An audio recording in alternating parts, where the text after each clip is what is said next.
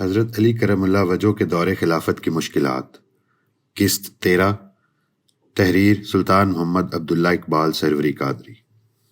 حضرت طلحہ کو مروان نے شہید کیا۔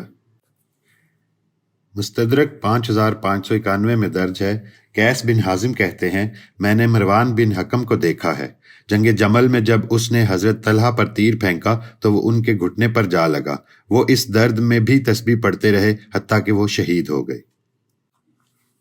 مستدرک 5601 کے مطابق حضرت ثور بن مجزہ فرماتے ہیں میں جنگ جمل کے دن حضرت طلحہ بن عبید اللہ رضی اللہ عنہ کے پاس سے گزرا، وہ اپنی زندگی کے آخری سانس لے رہے تھے، میں ان کے پاس جا کر کھڑا ہو گیا، انہوں نے کہا مجھے اس آدمی کا چہرہ 14ویں رات کے چاند کی طرح دکھائی دے رہا ہے، تمہارا تعلق کس گروہ سے ہے؟ میں نے کہا میں امیر المومنین حضرت علی کرم اللہ وجہ کے ساتھیوں میں سے ہوں۔ انہوں نے کہا اپنا ہاتھ بڑھاؤ، میں تمہاری بیعت کرتا ہوں۔ میں نے اپنا ہاتھ بڑھایا تو انہوں نے بیعت کر لی، پھر ان کی روح قبض ہو گئی۔ میں نے حضرت علی کرم اللہ وجہ کے پاس جا کر ان کو حضرت طلحہ کی بات سنائی۔ حضرت علی کرم اللہ وجہ نے کہا اللہ اکبر، اللہ اکبر، رسول اللہ صلی اللہ علیہ وآلہ وسلم نے سچ فرمایا ہے، اللہ تعالیٰ نے میری بیعت کے بغیر طلحہ رضی اللہ عنہ کو جنت میں داخل ہونے سے روک دیا۔ جنگ جمل کے شرکاء کے بارے میں حضرت علی رضی اللہ عنہ کی رائے۔ ابن ابی شیبہ 38918 میں درج ہے، حضرت ابو بختری سے روایت ہے کہ حضرت علی رضی اللہ عنہ سے سوال کیا گیا اہل جمل کے بارے میں کیا کہتے ہیں، کہ ان سے کہا گیا کیا وہ مشرک تھے؟ حضرت علی رضی اللہ عنہ نے جواب دیا نہیں، شرک سے تو وہ بھاگے تھے۔ پھر کہا گیا کیا وہ منافق تھے؟ انہوں نے فرمایا نہیں، منافق لوگ تو اللہ کو یاد نہیں کرتے مگر بہت کم۔ پوچھا گیا پھر کون تھے؟ حضرت علی رضی اللہ عنہ نے فرمایا ہمارے بھائی تھے جنہوں نے ہمارے خلاف بغاوت کی۔ سنن کبریٰ للبیہقی 16752 میں درج ہے، عبد خیر کہتے ہیں حضرت علی رضی اللہ عنہ سے اہل جمل کے بارے میں سوال کیا گیا تو فرمایا ہمارے بھائی تھے جنہوں نے ہم پر بغاوت کی تھی، وہ لوٹ آئے، ہم نے قبول کر لیا۔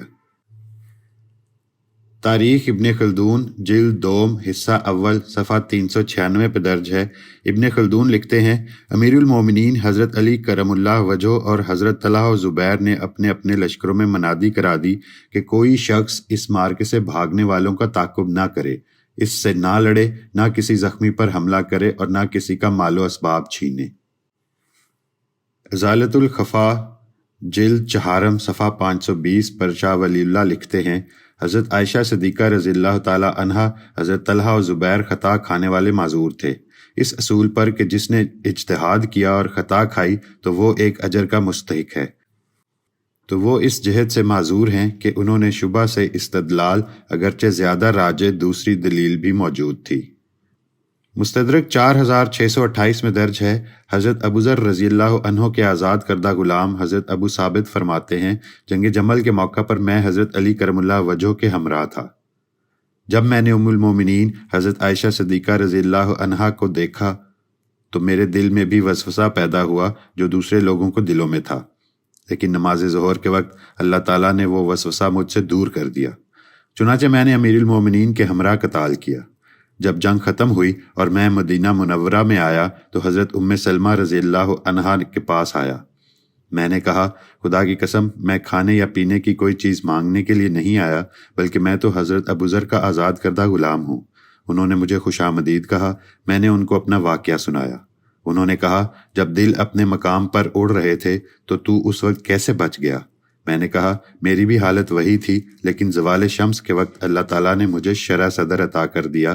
انہوں نے کہا تم نے اچھا کیا، رسول اللہ صلی اللہ علیہ وآلہ وسلم کو میں نے یہ فرماتے سنا ہے علی قرآن کے ساتھ اور قرآن علی کے ساتھ رہے گا اور یہ کبھی بھی ایک دوسرے سے جدا نہ ہوں گے حتیٰ کہ یہ دونوں اکٹھے ہی میرے پاس حوض کوثر پر آئیں گے۔ جنگ جمل کی پشین گوئی۔ طبرانی میں ابن عباس رضی اللہ عنہ سے منقول ہے کہ جب حضرت علی کرم اللہ وجہ کی فوج میں یہ خبر پہنچی کہ بصرہ کے لوگ حضرت طلحہ و زبیر کے زیر قیادت جنگ کے لیے جمع ہو چکے ہیں تو وہ پریشان ہو کر گھبرا گئے۔ پھر حضرت علی رضی اللہ عنہ نے فرمایا اللہ تعالیٰ کی الوہیت کی قسم، اہل بصرہ مغلوب ہوں گے اور شکست کھا جائیں گے۔ حضرت طلحہ و زبیر شہید ہو جائیں گے اور اہل کوفہ سے تمہاری امداد کے لیے 6,000 اور 550 افراد آئیں گے، یا 5,000 اور 550۔ یہ راوی کی طرف سے شک ہے۔ حضرت ابن عباس رضی اللہ عنہ کہتے ہیں، یہ سن کر میرے دل میں شک سا پیدا ہوا، چنانچہ جب کوفہ پہنچے تو میں نے کہا اب اندازہ ہو جائے گا، اگر کوفہ سے مذکورہ بالا کمک آ گئی تو یہ ایک پشین گوئی تھی جو حضرت علی رضی اللہ عنہ نے رسول اللہ صلی اللہ علیہ وآلہ وسلم سے سنی ہوگی، ورنہ یہ صرف ایک جنگی چال ہے۔ حضرت ابن عباس رضی اللہ عنہ فرماتے ہیں کہ میں نے ایک فوجی سے پوچھا کہ کوفہ سے کتنی کمک آئی ہے، تو اس نے وہی تعداد بیان کی جو حضرت علی رضی اللہ عنہ نے فرمائی تھی۔ پھر میں نے کہا یہ بات حضرت علی کو رسول اللہ صلی اللہ علیہ وآلہ وسلم نے بتائی تھی۔ تاریخ ابن کثیر جلد سوم صفحہ 515۔ مستدرک 4674 میں درج ہے، حضرت عقاب بن ثعلبہ رضی اللہ عنہ فرماتے ہیں، حضرت ابو ایوب رضی اللہ عنہ نے حضرت عمر رضی اللہ عنہ کے دور خلافت میں مجھے یہ حدیث سنائی کہ رسول اللہ صلی اللہ علیہ وآلہ وسلم نے حضرت علی بن ابی طالب رضی اللہ عنہ کو ناقصین یعنی بیعت توڑنے والوں یعنی اصحاب جمل، قاسطین بغاوت کرنے والے یعنی اہل صفین، اور مارکین دین سے نکل جانے والوں یعنی خارج سے جہاد کرنے کا حکم دیا۔ حضرت علی رضی اللہ عنہ اور حضرت عائشہ صدیقہ رضی اللہ تعالی عنہا کا معاملہ۔ کچھ حقائق بیان کرنا ضروری ہے جن سے پتہ چلے گا کہ حضرت عائشہ رضی اللہ تعالی عنہا اور حضرت علی رضی اللہ عنہ کے درمیان کسی قسم کا بغض نہ تھا، بلکہ دونوں ہستیاں ان برائیوں سے پاک تھیں۔ در حقیقت منافقین اور ابن سبا ماں اس کے ساتھی اس جنگ کے اصل ذمہ دار ہیں۔ اگر حضرت علی رضی اللہ تعالی عنہ اور حضرت عائشہ رضی اللہ تعالی عنہا کی آپس میں کوئی ناراضی ہوتی تو اس طرح کا سلوک ہرگز وہ ایک دوسرے سے نہ کرتے، بلکہ دونوں ہستیاں ایک دوسرے کے مقام سے بخوبی واقف تھیں اور ایک دوسرے کو غلط نہ کہتے تھے۔ جب جنگ جمل اختتام کو پہنچی تو حضرت علی رضی اللہ عنہ نے ام المومنین حضرت عائشہ صدیقہ رضی اللہ عنہا کی رہائش اور آرام کا بندوبست کیا۔ کچھ فتنہ پردازوں نے جو بظاہر حضرت علی کے لشکر کا حصہ بننے کی آڑ لے رہے تھے، حضرت عائشہ کی گستاخی کی۔ تاریخ ابن خلدون جلد دوم حصہ اول صفحہ 400 پر ابن خلدون لکھتے ہیں، حضرت علی رضی اللہ عنہ کو معلوم ہوا کہ بعض عوام اور بلوائی ام المومنین کو سخت و ناملائم الفاظ سے یاد کرتے ہیں۔ آپ رضی اللہ تعالی عنہ نے ان میں سے بعض لوگوں کو گرفتار کروا کے درے لگوائے۔ تاریخ ابن کثیر جلد چہارم حصہ 7 صفحہ 246 پر ابن کثیر لکھتے ہیں، ایک آدمی نے حضرت علی رضی اللہ عنہ کو خبر دی کہ دروازے پر 2 آدمی حضرت عائشہ صدیقہ رضی اللہ تعالی عنہا کو برا بلا کہہ رہے ہیں۔ حضرت علی نے قعقاع بن عمرو کو حکم دیا کہ ان دونوں کو 100 کوڑے لگواؤ۔ تاریخ ابن کثیر جلد چہارم حصہ ہفتم صفحہ 246۔ جنگ جمل کے بعد حضرت عائشہ رضی اللہ تعالی عنہا نے لوگوں سے فرمایا، اے میرے بیٹو، ایک دوسرے کو ملامت اور طعنہ زنی نہ کرنا۔ اللہ کی قسم، میرے اور علی کے درمیان شروع سے ہی وہی بات ہے جو ایک عورت اور اس کے دیور کے درمیان ہوتی ہے۔ وہ میری ناراضی کے باوجود بہترین آدمی ہیں۔ تاریخ ابن کثیر جلد چہارم حصہ ہفتم صفحہ 246 پر درج ہے۔ اسی طرح حضرت علی رضی اللہ عنہ نے لوگوں سے فرمایا، اے لوگو، حضرت عائشہ رضی اللہ تعالی عنہا دنیا و آخرت میں نبی کریم صلی اللہ علیہ وآلہ وسلم کی زوجہ محترمہ ہیں۔ دوران جنگ جب حضرت عائشہ رضی اللہ تعالی عنہا کا ہودج جس اونٹ پر تھا وہ نیچے گرا تو حضرت علی جنگ چھوڑ کر حضرت عائشہ کے پاس فوراً تشریف لائے اور آپ رضی اللہ تعالی عنہا کا حال دریافت فرمایا۔ تاریخ ابن کثیر جلد چہارم حصہ ہفتم صفحہ 244 پر ابن کثیر لکھتے ہیں، امیر المومنین حضرت علی رضی اللہ تعالی عنہ حضرت عائشہ صدیقہ رضی اللہ تعالی عنہا کو سلام کرنے کے لیے آئے اور دریافت فرمایا، اے اماں جان، آپ کا کیا حال ہے؟ آپ نے فرمایا کہ میں خیریت سے ہوں۔ حضرت علی رضی اللہ تعالی عنہ نے دونوں فریقوں کے مقتولین کی نماز جنازہ پڑھائی۔ تاریخ ابن خلدون جلد دوم حصہ اول صفحہ 399 400 پر ابن خلدون لکھتے ہیں، حضرت علی رضی اللہ تعالی عنہ نے دونوں فریقوں کے مقتولین کو جمع کر کے نماز جنازہ پڑھی، دفن کرایا۔ لشکرگاہ میں جو کچھ مال و اسباب تھا جمع کر کے جامع مسجد میں لائے اور یہ منادی کرا دی کہ جو شخص چاہے اپنے مال و اسباب کی شناخت کر کے لے جائے، البتہ وہ آلات حرب بیت المال میں رکھ لیے جائیں گے جن پر نشان حکومت بنا ہوا ہے۔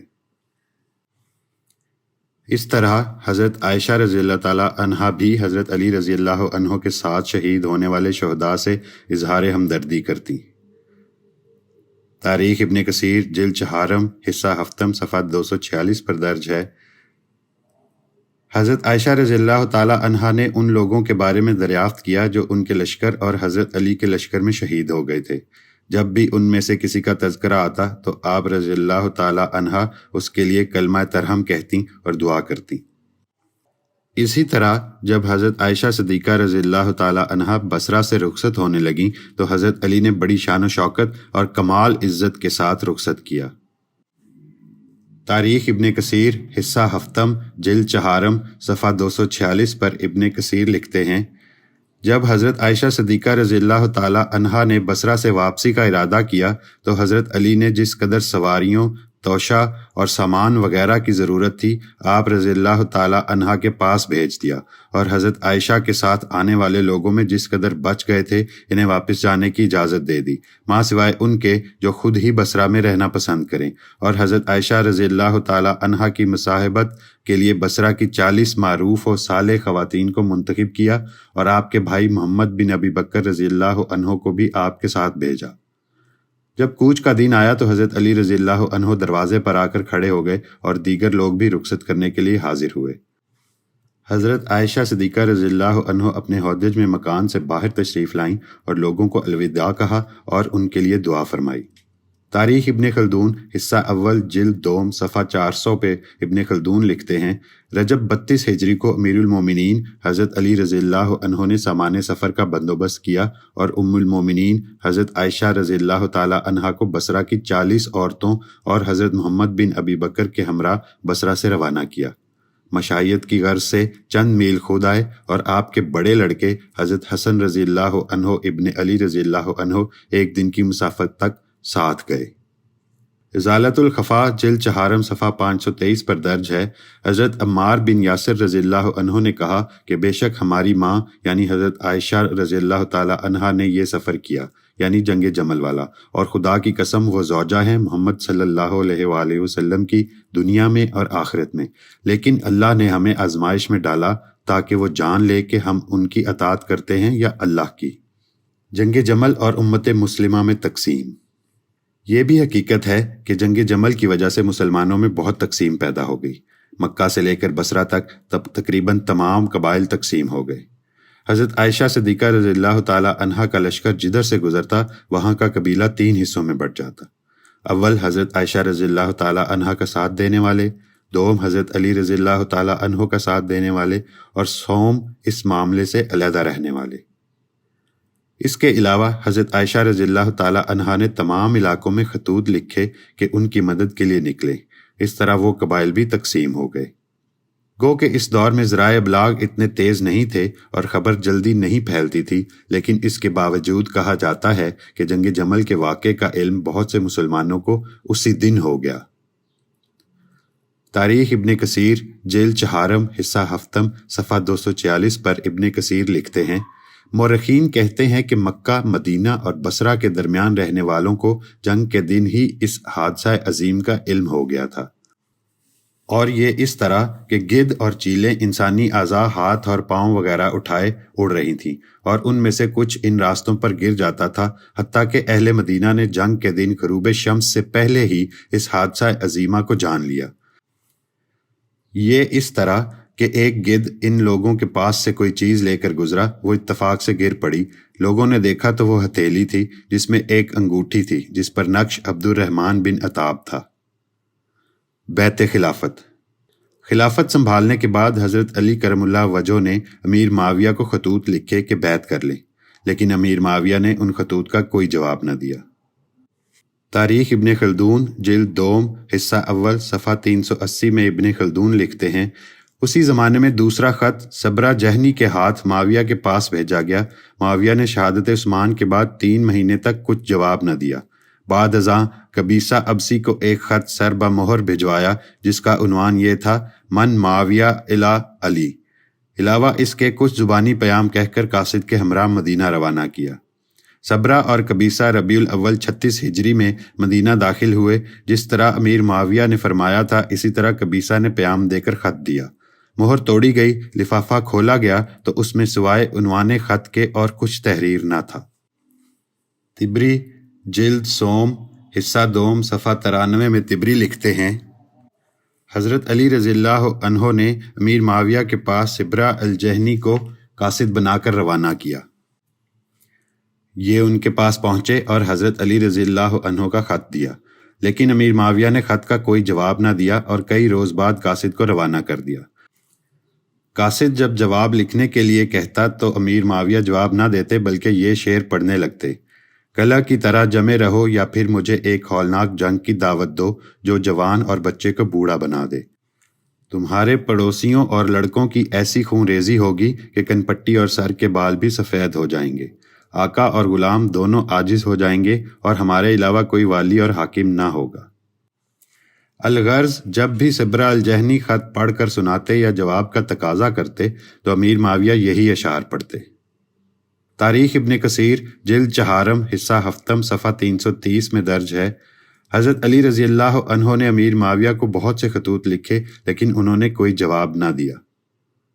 میرے مرشد کریم سلطان العاشقین حضرت سخی سلطان محمد نجیب الرحمن مجز اللہ الاقدس خلفائے راشدین صفحہ 204 پر لکھتے ہیں، جب حضرت علی کرم اللہ وجہہ نے معاویہ کو بیعت کے بارے میں لکھا تھا تو جواب میں جو خط حضرت علی رضی اللہ عنہ کو روانہ کیا گیا اس میں خالی کاغذ تھا۔